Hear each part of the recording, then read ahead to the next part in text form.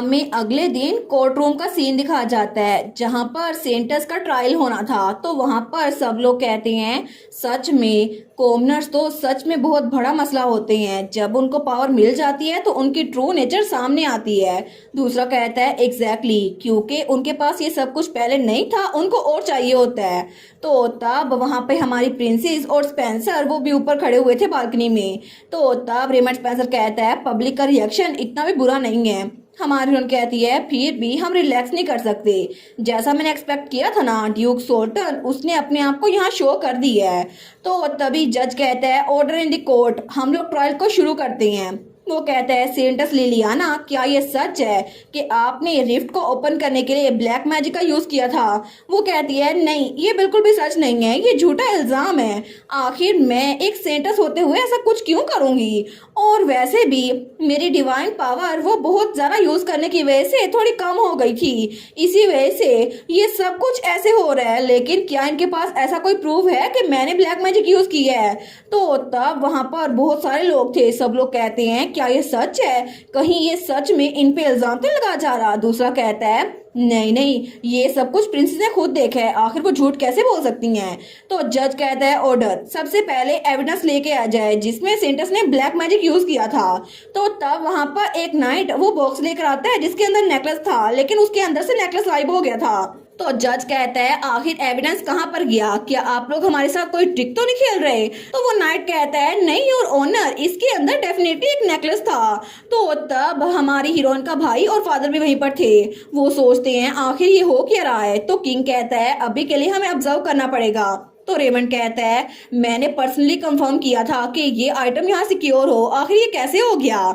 हमारी हीरो सोचती है बिल्कुल वैसा ही हुआ जैसा मैंने सोचा था, सिर्फ इकलौता इंसान है सेंटस के अलावा जो ये कर सकता है, वो कोई और नहीं, वो ड्यूक फिलिप ही होगा। तो तब हमारी हीरोइन सेंटस को देखती है, वो सोचती है क्या सेंटस ने इसीलिए पहले ही हर चीज से मना कर दिया क्योंकि उसे पता था कि फिलिप उस नेकलेस को चुरा लेगा। लेकिन उसे कैसे पता चला?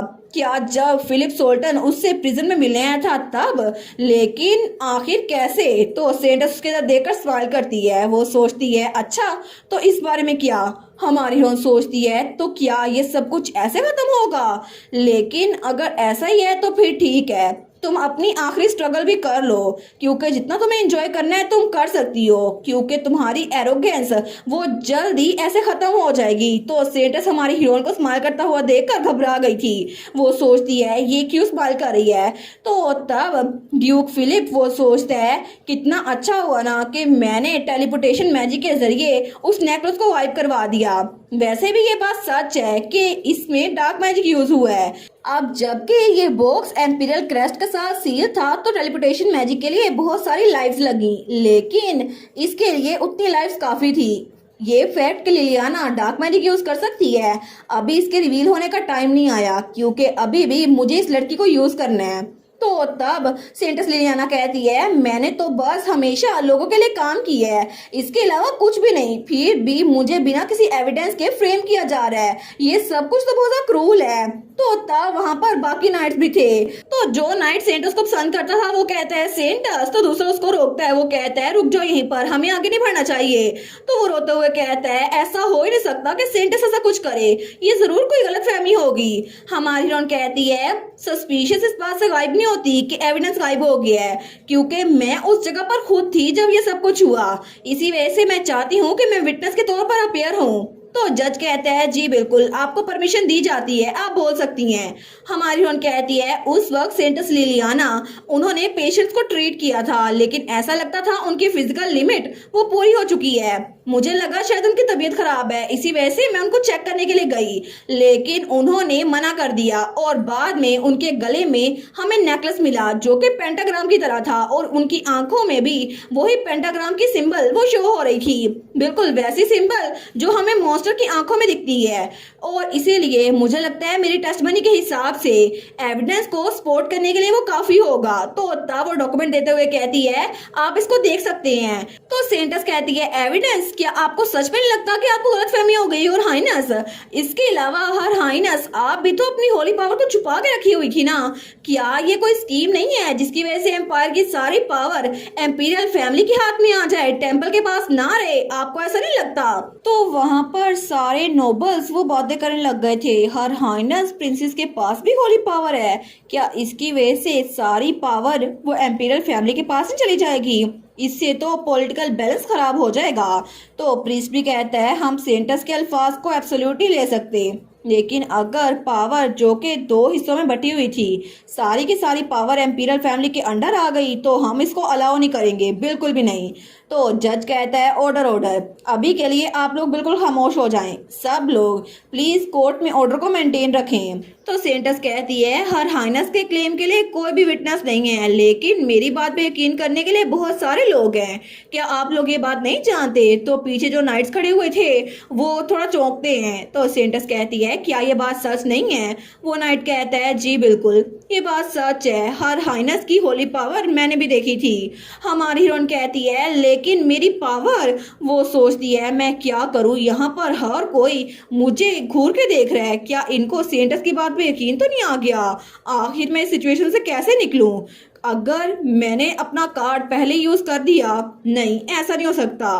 तो तभी वहां पर कोई कहता है ये क्लेम कि हर हाइनेस अपनी होली पावर छुपा रही है, ये बिल्कुल झूठा है।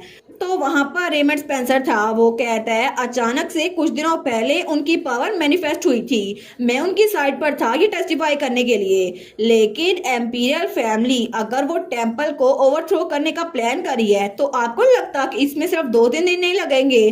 फिर भी आपको इसकी रिस्पॉन्सिबिलिटी लेनी होगी इन अल्फाज की।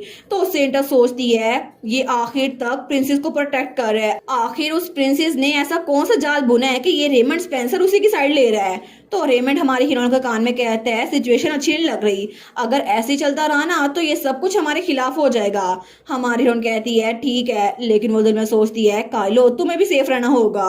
और दूसरी तरफ हमें वो मीनार दिखा जाता है, ड्यूक फिलिप का मीनार। तो वो सोचता है सिक्योरिटी तो बहुत ज्यादा टाइट है, इस लेवल पर तो ये कोई आम सा मिशन लगता ही नहीं है, जरूर इसके अंदर कुछ छुपा होगा। तो काइलो छुप कर उन पर नजर रख रहा था, और तब जैसे वो नाइट्स आगे पीछे होते हैं ना तो काइलो ड्यूक के ऑफिस की तरफ बढ़ा था। वो सोचता है फुटस्टेप्स तो क्लोज आते जा रहे हैं, मेरे पास वक्त नहीं है, मुझे अभी के लिए यही छुपना होगा। तो वो ड्यूक का ऑफिस था, वो सोचता है ये तो ड्यूक की स्टडी के हिसाब से बहुत ज्यादा प्लेन है ना। फिर भी वो बुक शेल्फ के पास आता है तो वहां पे बहुत सारी बुक्स थी जो कि बहुत ज्यादा अजीब थी। तो वो सोचता है आखिर ये बुक्स ऐसे क्यों रखी हुई हैं। तभी खिड़की से कोई इसको देख लेता है, वो कहता है वहां पर कौन है, देखो कोई ड्यूक के ऑफिस में घुस आया है, जल्दी करो इंट्रूडर को पकड़ो। तो हमारा हीरो सोचता है डैम इट, मुझे एविडेंस अभी तक नहीं मिला, इन लोगों ने मुझे ढूंढ भी लिया। तभी वो एक बुक पकड़ता है, लेकिन तभी वहां पर कुछ आवाज आती है और उस बुक शेल्फ के पीछे एक सीक्रेट कमरा था। वो सोचता है ये कहीं ऐसा तो नहीं कि ये ड्यूक का कोई सीक्रेट हाइड आउट हो। तो सारे के सारे स्पाई उसी ऑफिस की तरफ भाग रहे थे, वो कहते हैं एक एक इंच ढूंढो, वो यहीं पर होगा। तो तब वो दरवाजा खोल कर आते हैं, लेकिन वहां पर कोई भी नहीं था। वो कहते हैं वो कहां पर गया, पूरे एरिया को सर्च करो। तो काइलो उस बुक शेल्फ के पीछे खड़ा हुआ था। वो सोचता है मुझे लगा नहीं था इस ऑफिस के पीछे ऐसी स्पेस होगी, फिर भी अब मुझे थोड़ा टाइम मिल ही गया है तो मैं देखता हूँ। लेकिन तभी उसे चेन्स की आवाज आती है, तो काइलो उस तरफ देखता है, वहां पर कोई बहुत सारी चेन्स के साथ बंधा हुआ था। तो काइलो वो सोचता है क्या क्या ये कोई इंसान है, लेकिन इसकी पूरी बॉडी ये तो चेन्स के साथ बंधी हुई है और इसकी पूरी बॉडी ये ब्लैक भी हो चुकी है। और जब उसकी तरफ देखते हैं ना तो बहुत ज्यादा भयानक लग रहा था, ऐसा लग रहा था वो बिल्कुल डिमोनाइज हो गया है। तो काइलो जब उसकी शर्ट पे देखता है तो वहां पे एक सिंबल बनी हुई थी। वो सोचता है इसका मतलब है ये ड्यूक फिलिप का फादर है, पुराना ड्यूक सोल्टन। लेकिन सबको लगता था कि ये बहुत ज्यादा बीमार है, क्या इसको यहाँ पर बंद करके रखा गया था? तभी वो पीछे देखता है, वो सोचता है मुझे लगता है इस पूरे कमरे में कहीं ना कहीं कोई एविडेंस होगा। तो तभी उसको एक एविडेंस मिल भी जाता है, वहां पर डार्क मैजिक की एक बुक पड़ी हुई थी और उसके ऊपर वही नेकलेस था जो सेंटस ने पहना था। वो सोचता है इसमें ये नेकलेस यहाँ कैसे आ गया, और वहां पर बहुत सारे डॉक्यूमेंट्स में नेकलेस को खोलने का और मैजिक यूज करने का तरीका लिखा था। तो वो सोचता है तो ड्यूक फिलिप वो ये सब कुछ प्लान करा था, और तब वो अपने हाथ में उस डिवाइस के अंदर वो वीडियो भी रिकॉर्ड कर लेता है। लेकिन तभी वहां से निकलते हुए सोचता है मुझे जल्दी वापस जाना होगा हर हाइनेस प्रिंसेस के पास। और तभी बाहर से आवाज आना बिल्कुल बंद हो गई थी। वो सोचता है लगता है सब लोग निकल गए हैं, अभी मेरा चांस है। तो तभी जैसे ही वो बुक शेल्फ के सामने आता है ना तो उसको देख देखकर वहां पर बाकी नाइट्स भी आगे आ गए थे। तो हमारा हीरो सोचता है डैम इट, ये तो बहुत सारे नाइट्स है और सारे के सारे नाइट्स उसी का इंतजार कर रहे थे। तो तब हमारा हीरो स्माइल करते हुए सोचता है अगर मैं इनको अवॉइड नहीं कर सकता तो यहाँ से निकलने का एक ही तरीका है, मुझे इनसे लड़ना होगा। और तब हमारा हीरो काइलो वो उन सब से अकेले फाइट करने के लिए आगे बढ़ता है और वो तो उनको अकेला ही बिना तलवार के मजा चखा रहा था। और इसी के साथ ये वाला पार्ट यहीं पर ख़त्म। तो आप लोग बताइएगा आप लोग को ये पार्ट कैसा लगा, और वीडियो को लाइक और चैनल को सब्सक्राइब लाजमी कीजिएगा। बाकी वीडियोस का लिंक भी स्क्रीन पर नज़र आ रहा होगा, तो काइंडली उनको भी चेकआउट कर ले। और thank you so much for watching my videos. Stay safe, bye bye.